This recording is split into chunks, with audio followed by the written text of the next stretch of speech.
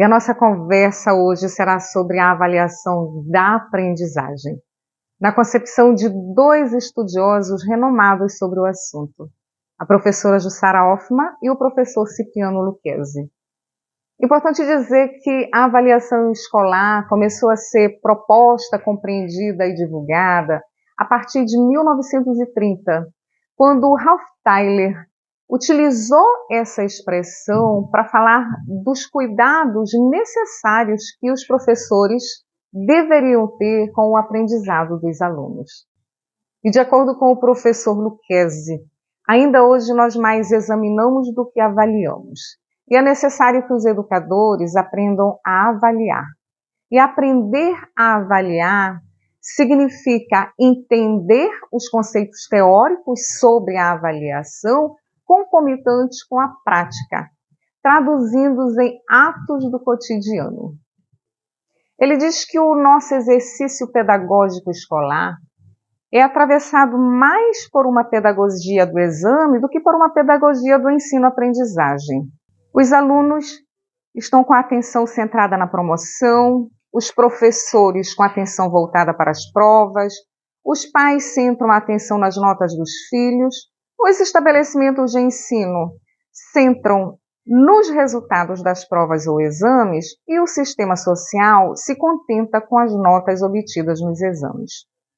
De acordo com Lucchesi, o ato de avaliar implica coleta, análise e síntese dos dados que configuram o objeto da avaliação, acrescido de uma atribuição de valor ou qualidade, que se processa a partir da comparação da configuração do objeto avaliado com um determinado padrão de qualidade previamente estabelecido para aquele tipo de objeto.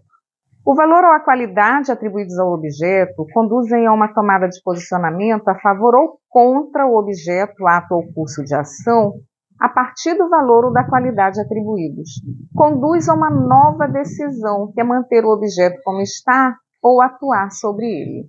Lucchesi diz que a avaliação do rendimento escolar deve ser praticada como uma atribuição de qualidade dos resultados da aprendizagem dos educandos, tendo por base seus aspectos essenciais e como objetivo final uma tomada de decisão que direcione o aprendizado e, consequentemente, o desenvolvimento do educando. E, nesse sentido, ao avaliar, o professor deverá coletar, analisar e sintetizar da forma mais objetiva possível as manifestações das condutas cognitivas, afetivas, psicomotoras dos educandos, produzindo uma configuração do efetivamente aprendido. Atribuir uma qualidade a essa configuração da aprendizagem a partir de um padrão pré-estabelecido e admitido como válido pela comunidade dos educadores e especialistas dos conteúdos que estejam sendo trabalhados. E a partir dessa qualificação tomar uma decisão sobre as condutas docentes e discentes a serem seguidas, tendo em vista a reorganização imediata da aprendizagem e, caso o conteúdo, habilidade ou hábito que esteja sendo ensinado e aprendido seja efetivamente essencial para a formação do educando, ou o encaminhamento dos educandos para passos subsequentes da aprendizagem, caso se considere que qualitativamente atingiram um nível satisfatório no qual estava sendo trabalhado. Então, de acordo com Lucchesi, dessa forma, o objetivo primeiro da aferição do aproveitamento escolar do educando não será a aprovação ou a reprovação, mas o direcionamento do aprendizado e, consequentemente, do desenvolvimento do educando. Vamos ver então o que diz agora a professora Jussara Hoffmann sobre o processo de avaliação da aprendizagem. De acordo com a professora Jussara Hoffmann, a avaliação da aprendizagem é um processo que envolve e diz respeito diretamente a dois elementos desse processo: o educador, enquanto avaliador, e o educando, enquanto avaliando. Vamos ver?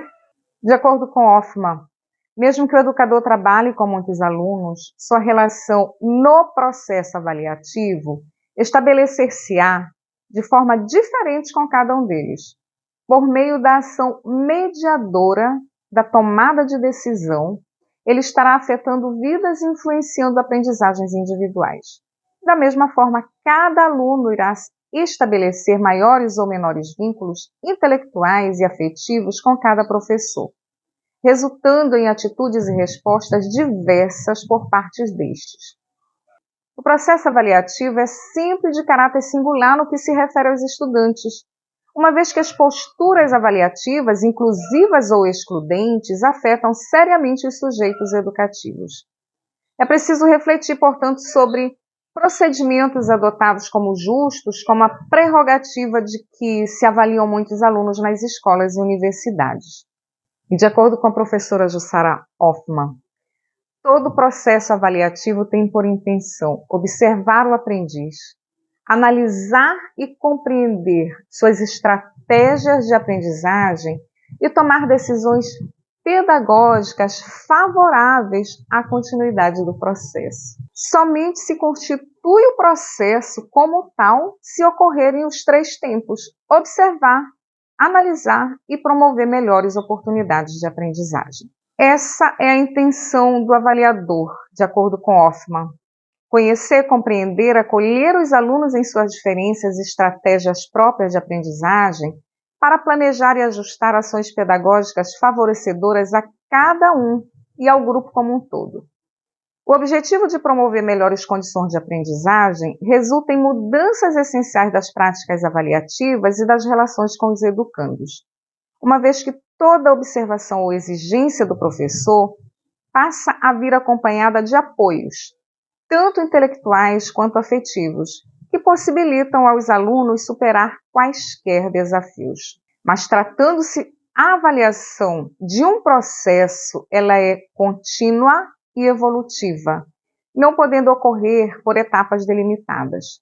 Bimestres, trimestres, semestres, anos letivos, no que se refere aos registros escolares, não podem ser determinantes na sistemática de avaliação. O processo avaliativo se desenvolve concomitante ao desenvolvimento das aprendizagens dos alunos. E a essência da concepção formativa está no envolvimento do professor com os alunos e na tomada de consciência acerca do seu comprometimento com o progresso deles em termos de aprendizagens, na importância e natureza da intervenção pedagógica. A visão formativa parte do pressuposto de que, sem orientação de alguém que tenha maturidade para tal, sem desafios cognitivos adequados, é altamente improvável que os alunos venham a adquirir, da maneira mais significativa possível, os conhecimentos necessários ao seu desenvolvimento, isto é, sem que ocorra o processo de mediação. E são três os princípios da avaliação de acordo com Hoffmann. Princípio dialógico-interpretativo, em que se entende avaliar como um processo de enviar e receber mensagens entre educadores e educandos, e no qual se abrem espaços de produção de múltiplos sentidos para esses sujeitos. A intenção é a convergência de significados de diálogo de mútua confiança para a construção conjunta de conhecimentos. O princípio da reflexão prospectiva, em que se entende avaliar como um processo que se embasa em leituras positivas das manifestações de aprendizagem dos alunos, olhares férteis em indagações, buscando ver além das expectativas fixas e refutando-as, inclusive. Quem o aluno é, como se sente e vive as situações, o que pensa, como aprende, com o que aprende, uma leitura que intenciona, sobretudo, planejar os próximos passos, os desafios seguintes ajustados a cada aluno e aos grupos. E o princípio da reflexão na ação. Se entende avaliar como um processo mediador e que se constrói na prática.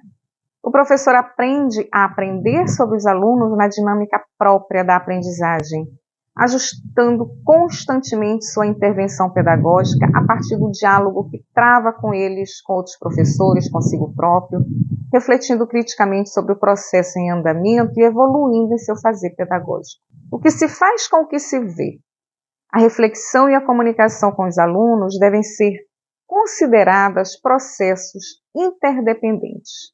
Certamente que vocês perceberam que tanto o professor Lucchesi quanto a professora Jussara Hoffmann entendem que o processo de avaliar implica uma tomada de decisão com vistas no aprendizado do aluno e, consequentemente, no seu processo de desenvolvimento. E se você quiser continuar falando sobre temáticas relacionadas ao processo educacional, me acompanha que eu te explico.